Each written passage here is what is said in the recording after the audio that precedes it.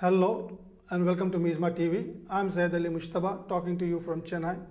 We are talking about prospects of democracy in Burma. And today in our studios we have a very interesting guest, Mr. Somi Hazari, who is former president of India-ASEAN Sri Lanka Chamber of Commerce and currently in the executive board. Welcome to the show. Welcome to Mizma TV, Mr. Hazari. Yes, thank you very much. It's a pleasure is mine. Yes, thank you to you and your organization. We are talking about prospects of democracy in Myanmar and Burma, which is Burma. So what I want from you to hear actually is the trade practices which is being taken place since you have been a businessman and you have been in the Chamber of Commerce, of the Southern Indian Board also. So tell me your experience about dealing with Burma and trading with Burma. What are the difficulties, or what are the things you have faced as far as as a business person? Sure, definitely. Thank you very much. I would like to say at the outset that I plan on being very frank and on coming across very clear and neat to you. India buys a lot of food grain from Myanmar. We are extremely grateful, and we have always acknowledged the excellent crop, the excellent services that have been extended by the people of Myanmar. However, we do have certain, I would say, difficulties which we hope to overcome. India has basically very little options. We are very short in food grain. India is the largest producer, but we are also the largest consumer, which leaves us with no alternate but to import these crucial food grains, mainly what we call in English black matpi, what is called here urad, and tuar, which is known as a pigeon pea in English. And we have been importing large consignments from Myanmar. We have no option, as I said, and we look forward to importing even more. But what are your difficulties when you deal with Myanmar? In this yes, if we are to deal directly with the people of Myanmar, this would definitely benefit both the people of Myanmar as well as the people in India. It would then be a win-win situation whereby we eliminate these middlemen who are in between. As you know, most of the trade between Myanmar and India, particularly for pulses, is done through Singapore. Whenever you have a middleman in any deal, it is only increasing the price. And therefore, I would urge and encourage people from Myanmar to do business directly with the people of India. And even if they are to open their own offices in India, particularly South India, where we need urad, as you know, ulandu, as it is called locally, is consumed not only every day, but several times a day in dosa, vade, idli, chutney, dosa, whatever you have, vada. Every element of South Indian food contains an element of urandu and of tuar. Therefore, I would urge people so that they earn more and we pay less, but eliminate the role of middlemen in this trade. But who are these middlemen? Do you think that it is the military generals who are there? Yes, definitely. I would say that it is the military generals, either directly and also via proxy. Since I said earlier, most of the LC trade is the LCs that Indians open are opened on firms in Singapore. So it is obviously Singaporeans here who pay advances to the Myanmar farmers mainly and block the grain. Now this is obviously funded because the Myanmar people do not have access directly to the world markets.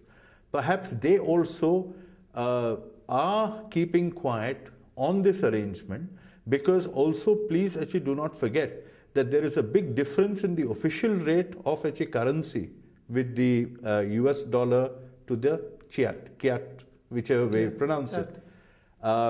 So therefore there are these abnormalities, and as I said earlier, elimination of middlemen, whoever they are, the junta, the generals, the Singaporeans, even Indians themselves.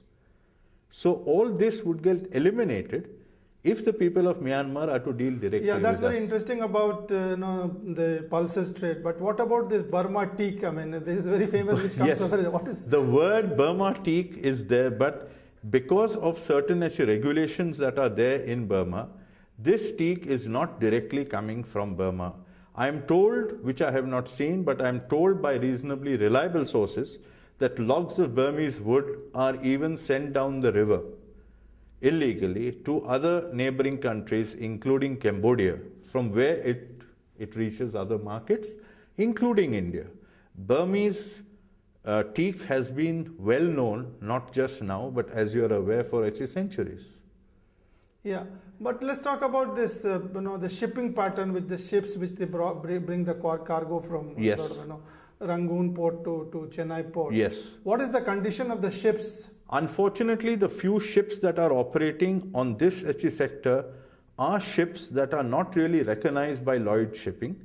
They are not registered with them. These are mainly very old ships, and therefore, because of insurance problems, etc., these ships are normally not used in trade wherein LCs are opened by prime banks that are grade A banks, because grade A banks would demand that you use shipping companies that are normally Lloyd's registered, which does have severe restrictions on the age of the vessel.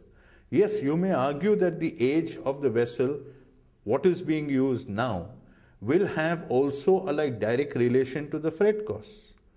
At the same time, you can counter that argument by saying newer ships will be far more efficient. So what they seem to be burning as inefficient old engines can be, your sort of running costs will be less. So that's the trade-off that you have to do basically. You must be aware that the Burmese junta has announced the election in 2010, sometime in May. Do you think, with this coming of the so-called democracy in Myanmar and Burma, will there be any change in the trade practices which is going on currently and what we have been witnessing? As I said, I am being very frank. Let's not kid anybody. Let's not kid ourselves. According to me, which is my personal view, this is a farce. Because whatever elections take place and whatever are the so-called regulations that are being talked about even at this stage, do not suggest or do not demonstrate to me that the elections will be fair and clean elections. So whether it is you want to call it the junta, whether you want to call it by proxy, unless free and fair elections are held, I would not like to use the word elections. Well, okay, that's fine. But what do you think, how the trade relations and this commerce could improve? Junta, no junta. We would like that. Our relations with Burma has been centuries old and it is going on.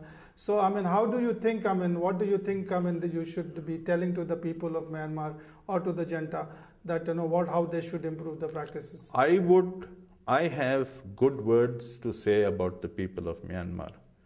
They are very good people, good-hearted and very hard-working. What I would like to see, as I said earlier, is this hard work of these people should result in them getting a little more for the products that they so lovingly cultivate. So I would say, as I said earlier, we have to work at a win-win situation. And that is, to me, is to start direct trade and eliminate unnecessary middlemen and thereby eliminating an unnecessary cost and a large share of the profit which is going elsewhere. Thank you for talking to Mizma TV. Thank you, Syed. Thank you very much. Thank you very much. Cheers.